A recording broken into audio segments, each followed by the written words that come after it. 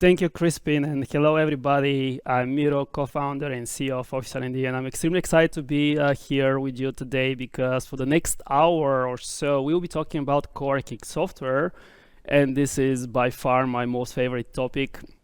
So we'll dig into our journey. It's been almost 10 years now since we started developing our first product for managing co-working spaces. So I'm keen to actually share our story and journey and also look into the future. So what might the next 10 years look like for the world of co-working and more specifically the software part, which is what we are super excited for. To start off, our journey began in 2014. So that's been a long time ago. Can you imagine that it was iPhone 6 at the time was the newest model, and I think now there is like iPhone 16 or something. I don't know what's the latest, but that seems like a century ago. There was no Slack at the time. There was no Microsoft Teams, and Zoom was literally a 2-year-old tiny startup, and no one knew actually what's been cooking there. Most software was still being installed on premises. Can you imagine? Like the cloud was still in the early days, and most software solutions were actually being distributed the old way with downloading files on local computers, installing them, and all that stuff, which is, to me as a as a tech guy, sounds horrific. More interestingly, there were literally just a few thousand co-working spaces in the whole world, which obviously that grew quite substantially in the next few years. But back in the days, it was a tiny little market. And also WeWork was just this small startup in New York City at the time, which definitely was already making waves, and it was on the path to become the biggest tenant in New York City probably next year. Super exciting year, and with all these interesting problems and challenges, me and my co-founder, who is also called Miro, we've been wondering why is the office so inflexible, unproductive, and intransparent. Funny enough, with all the problems in the world, we were asking ourselves this specific question. A lot of friends were joking with me how the heck we picked this this problem, but we seriously had this issue with the office in our previous company, where both me and Yalamiro, we were engineering managers of a super awesome company that was growing extremely fast, and it was pure tech, real agile and dynamic company, and that the office at the same time was super static and kind of unproductive, wasn't very transparent like what's the management process. It was very inflexible and kind of weird to have this awesome organization in an office that doesn't feel right for that job. So we wanted to build something better, a software solution that can help, first of all, the office managers to get on top of the actual workplace management, but also improve the experience for the people and get the employees involved in the whole process of using the office. So with that idea, we got some funding from a UK-based fund called PileUps, and part of the deal was that we actually relocate from Sofia to the UK. The UK was still back in the European Union at the time, so it was an easy move for us. We landed in London, in central London, and PileUps was based in a co-working space called Second Home. And literally the first few weeks being there, surrounded by this incredible community, and feeling this awesome vibe of flexibility, productivity was absolutely kicking it, and everything was feeling great. We thought this is the future of the office. That's really that should be the future of the office. That must be the future of the office. It was offered as a service, so there were all sorts of these office services, and they were delivered in a really good way. So we thought, okay, building software for the corporate world is boring. Building software for for co-working spaces, that must be fun. And we decided, okay, let's go. This should be a lot exciting. It will be a very exciting journey. So like, let's build a co-working space software. And ever since, we were on a mission to make flexible working the way of working. The next year, it was interesting. We were coding day and night. We fundraised a little bit more from local VCs. We got early adopters, and we were extremely lucky to also get the first customer. So the very first customer was a co-working space chain called Central Working in London, which at the time was probably one of the biggest and best brands out there. So we had the opportunity to work with an incredible team there to help us actually build our product. And it was early days, so the software was fairly basic, I'd say, mildly, not much. But the whole co-working problem was massive. There was so much going on in a co-working space that we were absolutely mind blown. There was literally 10 different products that the co-working space managers and operators expected to have in this one solution. You were supposed to manage membership and contracts, bill runs, and invoicing and payments and integrations with all sorts of payment gateways, and then the booking engine has to be extremely complicated with all the crates and whatnot, and then accounting packages, access control, whatnot. So it's absolute crazy the amount of features that were needed for this niche.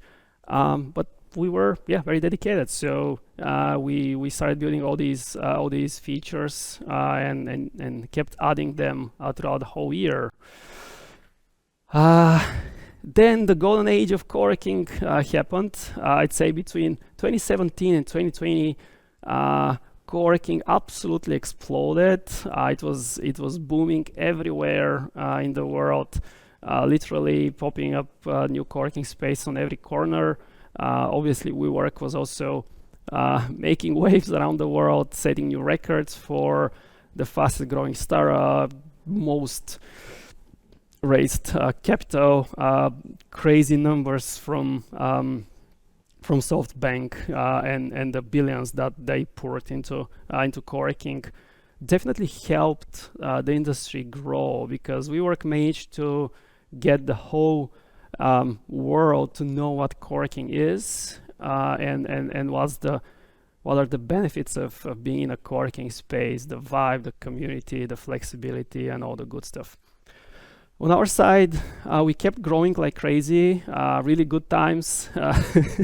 All the co-working spaces that were popping up, we became one of the leading solutions out there. And obviously the software got much better, a lot more integrated with many other solutions, but also a lot more complicated. All that complexity that we were adding on top was difficult to manage, difficult to use to a certain degree, and whatnot. So the software essentially exploded, and there was a little too much of it, I'd say. And then we all obviously got hit by a big bus, or worse. Obviously, COVID happened early 2020, and that was the perfect storm. I mean, you can all imagine, and probably many of you remember, if you're a co-working space and all that flexibility that you guys offer is tough. I mean, if you don't need a space because you're in lockdown and you can cancel your membership, a lot of people will, and a lot of people did. So that was very difficult times for many of you. It was difficult for us as well, of course. We thought this is it. This perfect storm will make a massive dent on the entire industry, and unfortunately will force a lot of co-working spaces out of business and whatnot. Thank God that didn't happen, and because of your resilience and absolutely amazing entrepreneurship skills, most of you survived, and you actually got stronger. We also survived. We also got stronger because of you. Huge thank you for that. The whole period of 2020 until now, it's been absolute mess and a roller coaster of growth and followed by challenging economic environments, wars, and all sorts of high interest rates, crazy valuations, free money, then super expensive money, and as an entrepreneur, I can say that's probably the most challenging time in the history of business, just in terms of predictability and planning. Absolute mess and chaos. I think no one was able to actually create a proper plan and stick to it, because the world was swinging and changing all the time. Unfortunately, it is still the case, but maybe one day we'll see more stability and predictability, which I assume will help.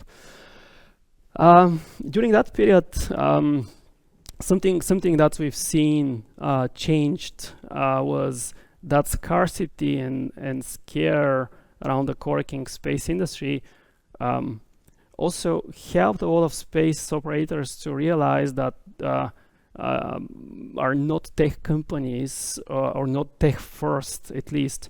I'd say every company nowadays is a tech company, but not tech first. You're not selling tech directly, and that's why directly building your own products is challenging and difficult, because that essentially means you're not building actually value directly for the customers necessarily. They're not buying the tech. So during this period, many co-working space realized that they're not tech companies, which was good to a degree for the software companies like us, because we managed to offer off-the-shelf but still highly customizable software. Obviously, the products got even bigger and bigger. The co-working solutions continued to add integrations and develop more and more features and whatnot. So things continue to get even more complicated on the management side of things, as well as on the member side. And today, today we are a 130 people company, growing fast and super excited about the future. We have about 1,500 customers around the globe, and you guys are powering more than 3,000 co-working locations worldwide in more than 70 countries. And we are hugely excited about the opportunity to work with all of you. We are here for you and would love to hear your feedback and your suggestions for the future. You can always reach out to me directly as well, or your teams at Officani that you're working with. Let's zoom into the future. That was a little bit of a past. The next 10 years, I think, will be another 10 years of absolute unpredictability for so many reasons. Some good reasons, others not so good, but probably AI being the biggest disruptor, and not necessarily the biggest disruptor of our industry, but certainly the biggest disruptor in the whole world and all other industries. So it will make such a big change in the world that probably in 10 years it will be unrecognizable or completely different, which will inevitably lead us to you guys having to adapt, and we also having to adapt one way or another to the new world. So the future is certainly exciting. It's certainly unpredictable. So please remain agile, remain open-minded, and keep open eyes on what's changing, because things are changing. That's the only constant. So stay alert and be ready for what's coming at you. We see a lot of opportunities on the co-working front. Literally a lot of opportunities. Mostly what we are excited about, kind of also on the software side, is growth. I personally believe that every organization should look for growth, and this is This is what keeps us moving and keeps us getting better. I believe there are a lot of opportunities on the corking front to sell more flexible products and services that are more interesting for the changing environment. Obviously, there are things coming like I need an office only for Tuesday and Thursday every week. So can I get this? And then can you sell it also on Monday and Wednesday to another company? So eventually, I believe that it's possible. The world is going this direction, but also this will represent an even bigger operational challenge, but also an opportunity for growth and actually monetizing the space better. This will require also better member experience because essentially that hyper flexibility of space requires also really good overall digital and as well as physical experience. The whole transfer between booking something, arriving in the space, making my way through the doors and getting on the Wi-Fi and arriving in the meeting room or the office or whatever needs to be really seamless, which is super exciting for us. But also it certainly is an operational challenge. It needs a lot of integration. And also you'll need a lot of data because the more flexible things get, the more you need data to actually understand what's going on, get a high quality analysis and whatnot. Obviously AI as well will come as a helper in this and will be an opportunity to actually solve a lot of the challenges that you're saving and hopefully saving a lot of your costs. Plenty of opportunities. On that front, we're super excited about the future of our solution. And I want to give you just a very quick look at how we think about the product that we're building. The very first company value that we started with, and we've always been, it's always been part of our DNA, and that remains today, is that we're customer obsessed. We listen. We really listen. Sometimes we cannot deliver just because of physical capacity and things, but we hear you. We feel the pain every time, and we always want to actually improve the product and the solution. Sometimes we can, sometimes we can't because just it's too much in terms of things that need to happen. The product, as I mentioned, became so large in so many directions that it's sometimes it's humanly impossible to satisfy every customer need. But I can guarantee you that we try, and the team really cares, and I do care as well. So that's part of our DNA. Something else that I want to emphasize is we're trying to build best of breed solution. We want to integrate with the best solutions out there. That's why you see actually a lot of partners today that are integrating with us, and we're integrating with them. That's very important for us because we firmly believe that every team on your side should work with the best product they believe for their problems. Your sales team should work with the best sales CRM there is for their needs. Your marketing team should use the best marketing solution. Your services team or whatever needs to use the best services management to out there, best access control and whatnot. Everything needs to be connected, but everything needs to be best of breed. We don't believe in an entire closed off systems that everything is offered by one vendor and it's kind of not integrating with anything else. Something else that's very important for us in terms of development philosophy is we try to build proper solutions instead of tiny, shallow features that mostly remind a Swiss Army knife. That's not always been the case, but lately especially in the last year and more. We've been investing a lot in actually solutionizing our product so that it's not pure shallow features. What I mean by that is, if you have dinner, I bet you would rather have a dinner with proper fork and a knife and a spoon and whatever, versus having a dinner with 3 Swiss Army knives that can eventually kind of do the same job. Proper tools are proper tools, and they give overall better solution to your problems.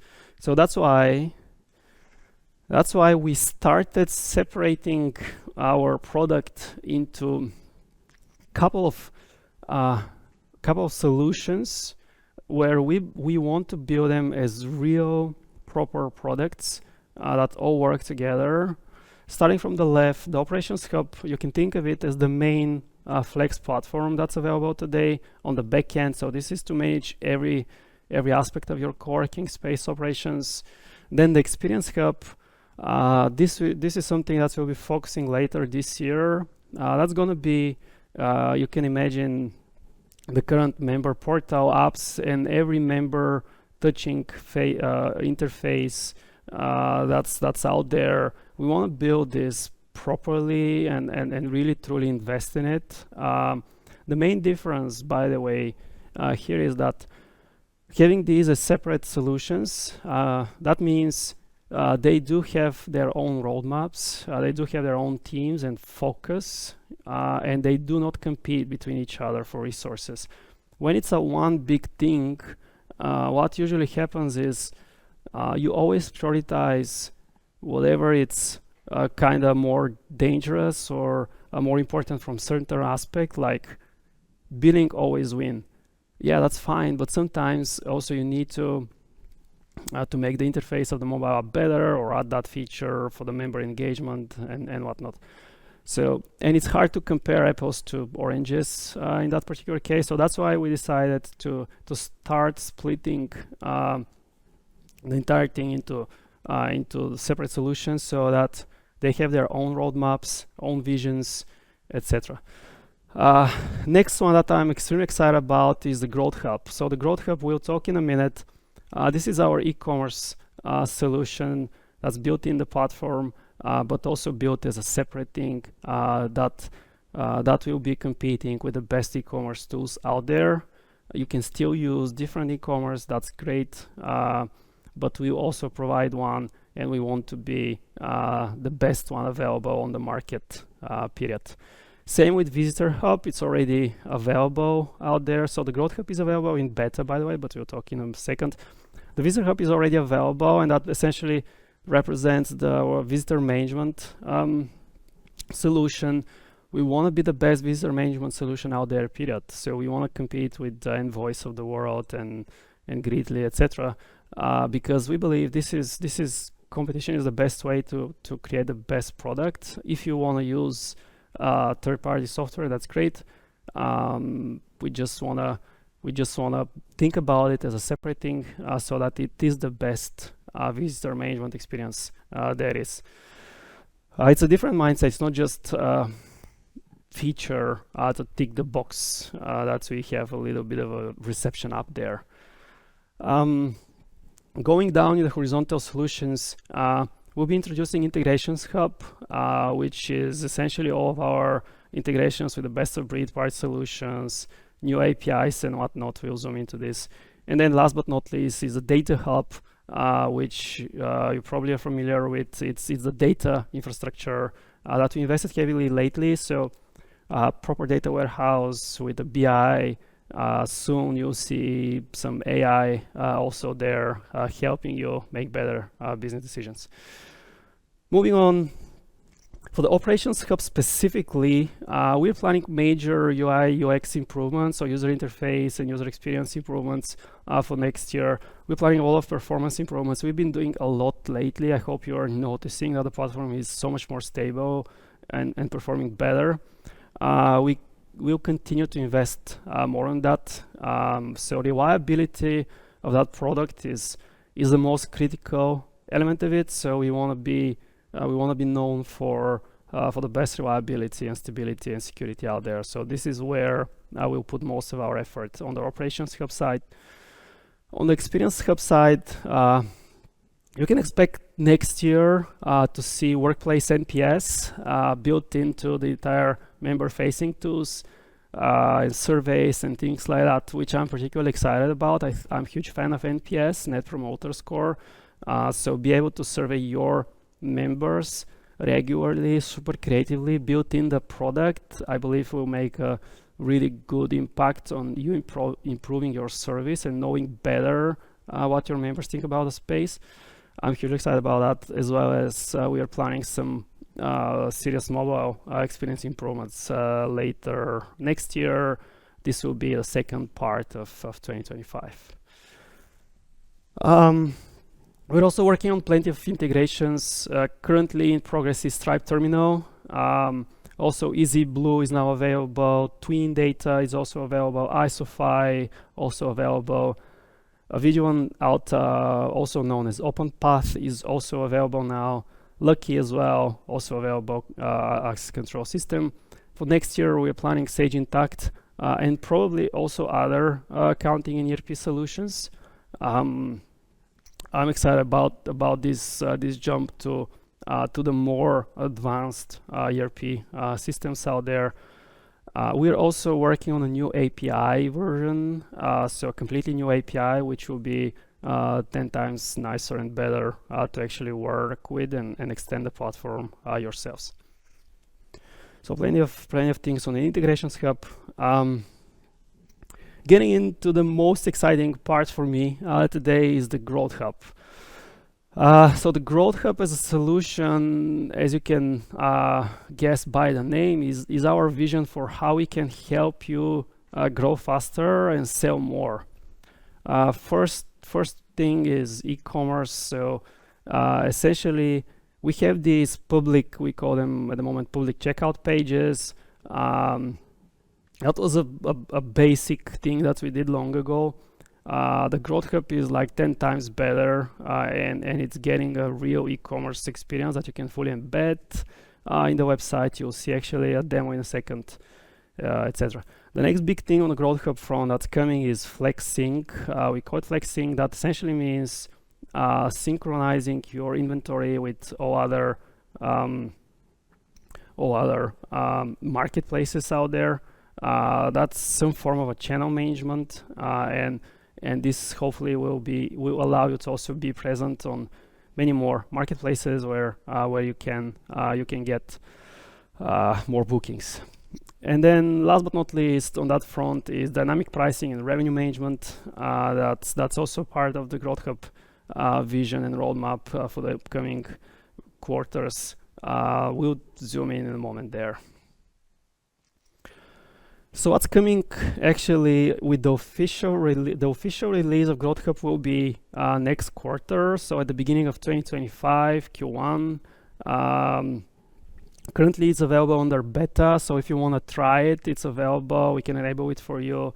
We already have plenty of spaces that have it on their websites already and making real transactions. So it's working and it's great. The best part about it is that you can actually embed it directly in your website. So there is a complete e-commerce and checkout experience that's truly available within your website, or you can still navigate out into a subdomain or something like that if you want to, but it can also be fully embedded experience for better experience.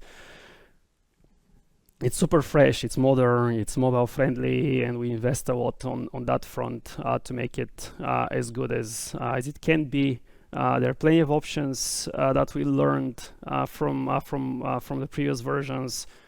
Things like guest checkouts and adding a lot more payment options. So Google, Apple Pays, ACH, and everything that's actually available. There is a payment option in the platform. Plenty of things that we'll be adding on also. Data tracking and conversions and everything on that front. Promo codes and discount codes is also coming. Overall, daily offices and pretty much everything that you can sell as an office is available on that front. So I'm hugely excited about this release coming in literally a few months. And now we'll see actually a quick video of how it looks. This is live, so give us a second for the team to play it out. So imagine that's a website of a co-working space with a funny name of Quantum Quarters, and you click book now, and now that's hugely configurable. So in this particular case, we're looking for a meeting room in London, choosing a date and a time, and then it's searching as we are adjusting the filters. We can see some pricing and amenities here, and you have full control, by the way, on that front. And then that gets a little cut. I don't know if you see it. Oh yeah, it's better now. Thank you. So you can zoom in, see more details and information about the particular resource that's being booked, add all your details and information, accept the terms, etc. Add your payment details. In that particular case, it's credit card enabled, but again, you can enable Apple, Google Pays, and ACH, and everything else that you can process money with. Confirming everything gets booked, and it's added, of course, to your Office Identity Flex backend. Thanks for the video. Yeah, we can move on. This whole experience, there are plenty of cuts and pieces of the Growth Hub that you can embed in different locations of your website, or the whole of it. You can have a map or not have a map. So everything is hugely configurable and cool. So if you wanna test it out, go ahead, send us to support or your customer success manager. Send out that you want to try the Growth Hub or get on a demo with our product team. They would love to show you around and enable it for your account. Moving on, our big vision on that front, I mentioned already that that's one of the more interesting pieces that we'll be adding next year is dynamic pricing. Obviously, meeting room on Friday, different price than on Wednesday, etc., etc. We'll implement rule-based as well, as we'll try to get as much data as possible, so that we can also add data-based dynamic pricing, which is more interesting than the pure rule-based. So we'll see how that goes, but it's plenty of opportunities on that front. We'll add bundles so that you can quickly create bundles and try out different products and structures, how you can sell them directly on your website. Advanced promo codes, channel management, I mentioned that. And most importantly for me is analytics. I think if you want to do a proper e-commerce and really sell direct, which is the best possible way to sell your space, because so many reasons, I'm not going to get into this, but it's analytics. So you need to understand where people get confused or maybe not clicking the buy button, so that you can optimize. So you'll see a very advanced Google Analytics integration there as well. Course of time. So moving on to the next super exciting topic, which is the Visitor Hub. We already released first version of the Visitor Hub, or actually third, fourth, fifth version of it now. Heavily developing it. It has a dedicated team, as I mentioned, because we want to create a real proper visitor management. It already is one of the most advanced systems out there on the market because of all the custom flows and channels that you can get through. Is I'd say truly unique.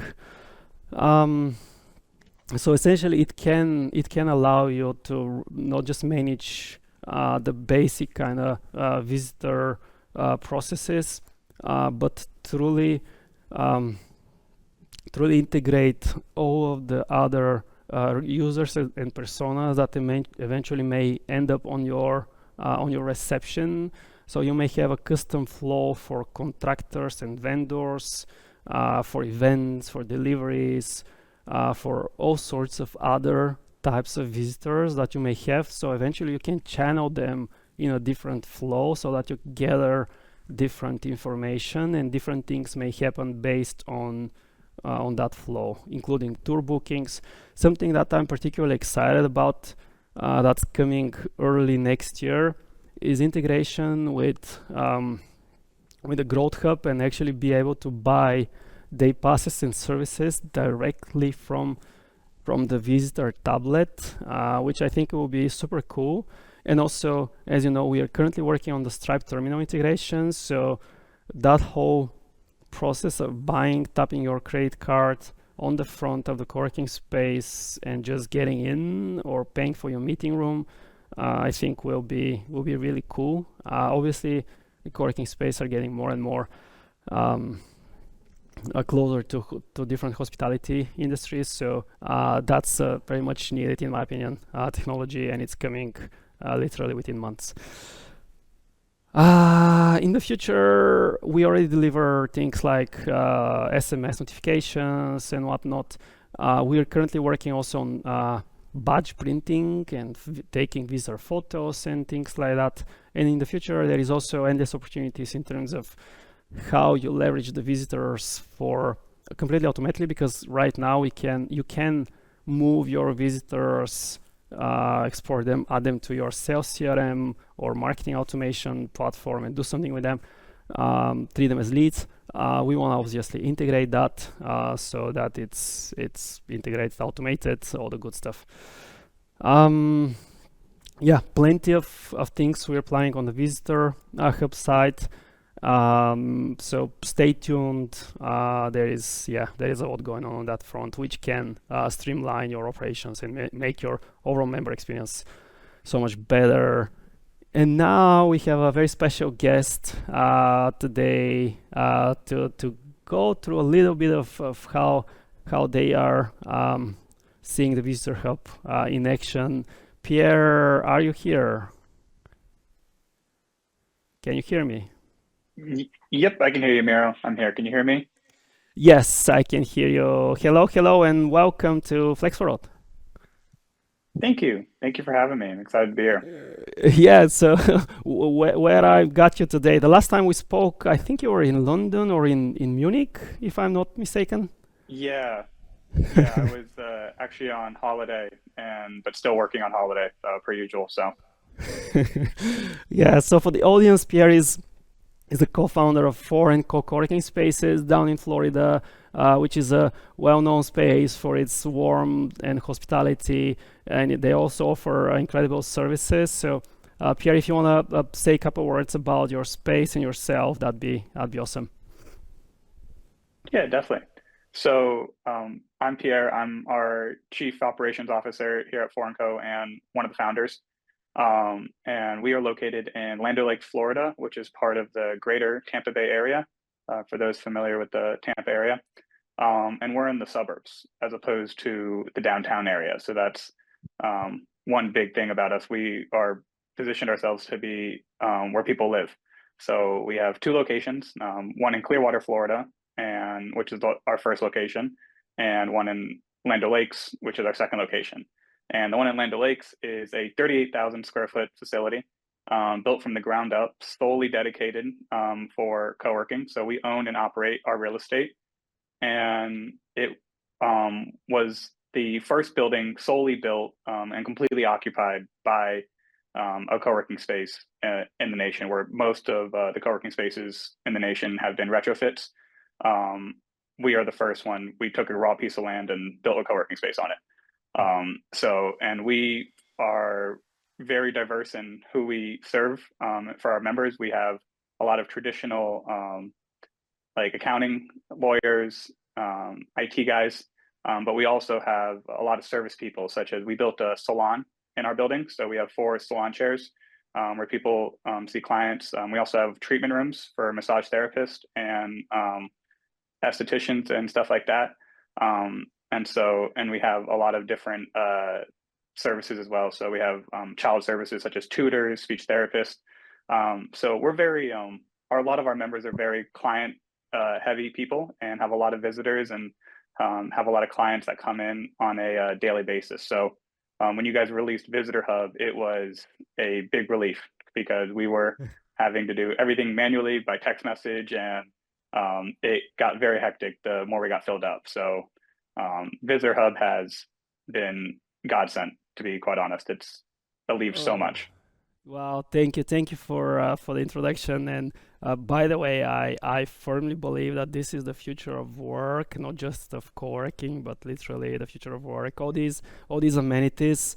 I would love to have these in my in my space. Unfortunately, our co-working space at the moment is not as advanced, but hopefully we'll get there at some point. But that's phenomenal. Good job of yeah, being ahead of the game in providing so much hospitality and good service. So were you using before that the reception app that we were offering, or not really? Not really, just Yeah. because solely it was only email notifications and Oh. in-app push notifications. So a lot of people, just for the timeliness of it, are not checking their emails as quickly as they're checking their phone. So for text messages, Yeah. and so we really didn't utilize it as much just because of things would get missed. People would be in the waiting area a little bit too long because they didn't check their email. But with the new SMS feature and having members be able to, or guests be able to come in and check in on their own, it's been amazing because it frees up our employees to be more engaged with members, take care of things that need to be taken care of in the back of house and not be stuck up front all day long having to check guests in and send text. Yeah, no, I can't even imagine how you were doing it manually. Sorry about taking us so long to to implement that. No I worries. I feel bad about about your team. So say hi and sorry from my end. But I'm pleased to hear that things are better now. we Yes, getting, definitely. but yeah, we And to definitely give have a you a lot little of. Oh, sorry. let's say to give you the idea, we've only had Visitor Hub for the last, I think, a week and a half, almost 2 weeks now, Mhm. and we've had over 500 people that are guests or visitors through our building. So you can imagine how helpful that has been for us. Wow, yeah, that's incredible. I can only imagine like what it is to manually enter, send SMSs and whatnot for 500 people. That's sounds like fun. Good. Oh, Yeah. it's very much. Have you also created some of these custom flows for the different guests, or not quite there yet? Yeah, so we do have a typical like visitor. So that could be a family member, that could be a client of some sort that is coming, and then we have an appointment Hmm. flow that we set up, and then we also have a meeting and event check-in. So as we do have meeting rooms as well that are available to the public and also our members, we also are an event space. So when people have events, we're able to utilize that for check-in. Right, got it. That's awesome. And do you plan to do something, or can you actually do something with these 500 people? Do you want to treat them as leads or opportunities in the future, or that's a real stretch for you? Um, it's more or less we would treat them as leads, but it's more or less because we do have like community events. For example, like we are putting on a 5K, Yeah. 10K in February. So that would be a perfect opportunity to be able to use them as leads for an event of some sort. Right. Or leads for, we do sell packs of day passes. So instead of selling 1 day pass, we sell packs. So we'll send like sell 10 day Yeah. passes in a pack. Yeah. So stuff like that. Yes, it's we plan on using that as leads and stuff like that. Okay. Got it. Cool. Cool. Cool. Cool. Well, thank you so much. Thanks so much, Pierre. Good to see you, and I'm glad that we helped on that front. It seems like, yeah, a good product fit for you. Appreciate your time for zooming in today, and I hope you enjoy the rest of the conference. Definitely, it was amazing. Tell the team they did a good job on Visitor Hub, and I'm excited to see what's in the future. I will. I will. Yes. Thank you so much. Have a good one. See you soon. All right, Cheers. thank Bye. you guys. Thank you. Cheers. Uh, can we get back the slides maybe, or yeah? Thank you. Thank you. Okay, making progress. And last but not least, on my end, actually, is the Data Hub. So we've been through Operations Hub, Experience Hub, Growth Hub, Visitor Hub, Integrations Hub, and now the sixth piece of this hub universe is our Data Hub. As I mentioned, probably about a year and a half ago, maybe more, we started working on a new proper data solution where we've implemented a real data warehouse and then also purchased Google Looker, which is also a proper business intelligence BI tool on top of a data warehouse, so that we can actually build better reports faster. So that was the first main objective, was to allow us to actually build reports really quickly, iterate on them without any dev work whatsoever. So that was, I'd say, very successful. So we now have a lot of reports. I hope they're helpful for you. We are always adding more and more industry standard reports. So if you have any suggestions for things that you're missing on the data side, please reach out. We keep on adding there, and we want to add all the good reports that you need to run an effective organization. The next thing for us that's coming next year is the Explore function, which is a more advanced report builder. And actually, this is also where we'll introduce the first AI capabilities coming out shortly, actually, to a closed beta customers. But essentially, you'll be able to use AI to ask questions about your space, and it will answer in a really, really good way. I've seen it in action, actually, and it's absolutely amazing. Because it can literally answer any question, draw you a chart, create your dashboard, and all sorts of cool stuff. So this will come shortly to a closed beta, and hopefully we will roll it out soon after to the entire customer base. Yeah, as you can tell, I'm very much excited about that. Then the next big thing that we always wanted to add, and we were almost there at some point, but then we got other priorities, is the benchmarking. I personally am a huge fan of benchmarking because it really helps run a more efficient business. Knowing where you are versus the average of the industry is absolutely incredible to learn more about your business. Knowing what's a good retention rate of a specific product in a specific region is absolutely critical information, in my opinion, to know where you are, for a peace of mind, or maybe for a nudge that you can do better and improve your service to retain your customers better, or whatever. So we are planning to finally release benchmark information for the most critical and important KPIs in selected regions where we have a very solid representation in terms of number of customers. So keep an eye on the Data Hub. This will come in 2025, and in my opinion, it will be game changer. Hopefully at some point there will be more data also that we can leverage, not just ours data, but also work with other parties and partners to combine data in a more complete way, so that you can get actually a truly complete picture of how you can compare, say, central London occupancy across a variety of spaces, and also drill down by type of co-working or serviced office or whatever.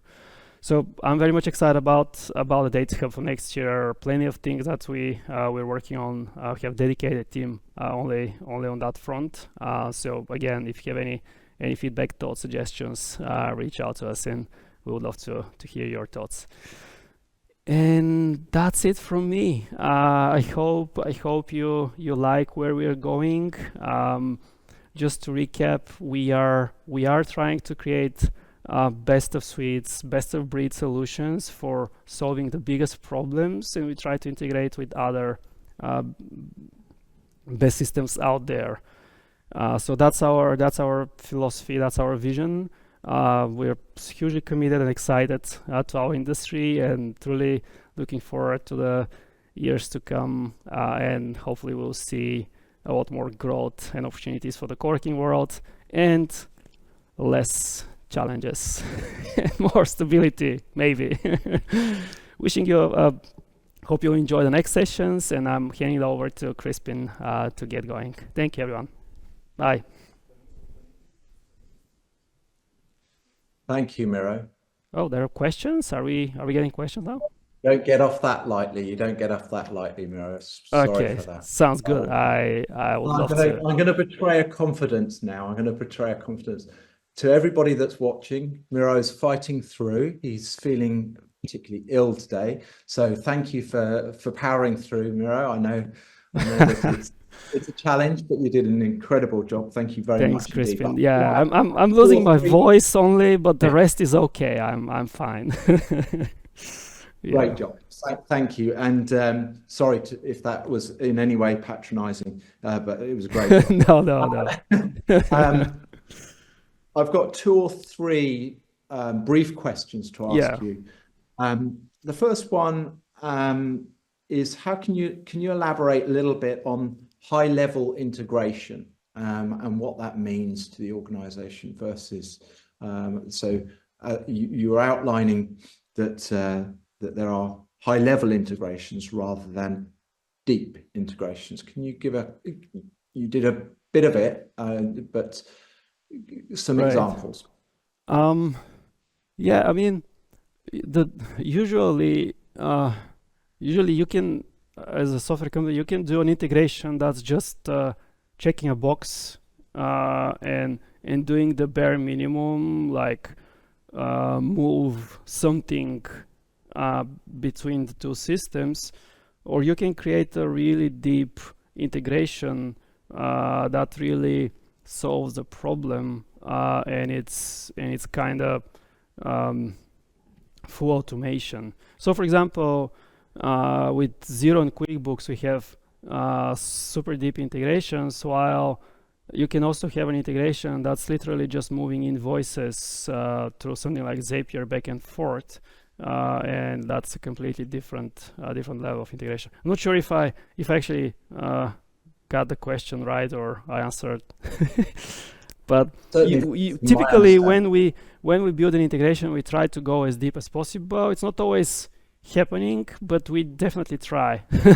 That's always our goal, is to have less but go as deep as needed, and also reasonable, because sometimes just the ROI is getting out of control, but overall we try to have less but really deep. Perfect. Certainly from my side, I think that it answers the question. I know that there are a lot of platforms on the market that have or purport to have a lot of integrations rather than a few deep integrations. So I hope that answered the question. The next one is, do you have any particular plans to integrate solutions that are specific to Brazil? And are there roadmap pieces to have Office R&D available in Portuguese? Well, I love that question. Yes and yes. We definitely want to go more truly international, because right now we are very international, but not truly being local in all markets. Unfortunately, we're local only in a handful of markets, and then everything else is just the international thing. And as an organization, I believe very soon we'll be capable to actually be truly local in a lot more places. And certainly Latin America, I love the region there on so many levels. The the growth and opportunity there, it's just out of this world. I believe the future lies in countries like Brazil and in Latin America. So definitely we want to do it. Hopefully we'll be able to do it much sooner. I can't unfortunately commit to any dates, but it absolutely is something we look at and will do. Thank you, Miro. And just to reinforce that, I suppose my presence within this conference today is testament to that growth out into regional areas of the world, right? In that we're investing in very strategic areas with the US, Australia, UK, for which I'm very beneficial. So thank you very much for that. And the last one, NPS. You cited that NPS was something that we as an organization are going to become involved in. Historically, we've not been involved in that element of the provision. Why is NPS important? And maybe not everyone on the